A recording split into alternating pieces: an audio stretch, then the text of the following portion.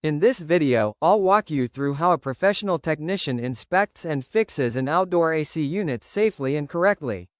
Before any repair begins, safety is the top priority.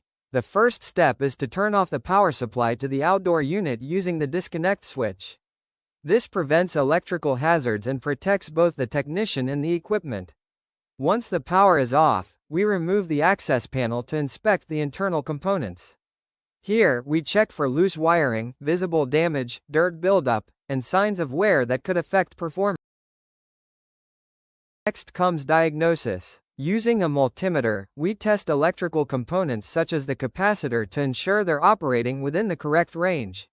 This step helps identify the exact cause of the problem instead of guessing. After identifying the issue, the faulty component is repaired or replaced. At the same time, debris and dirt are removed from inside the unit to improve airflow and efficiency. Proper cleaning helps extend the life of the system. With the repair complete, the unit is reassembled and power is restored. We test the system to make sure the fan runs smoothly and the unit operates as expected.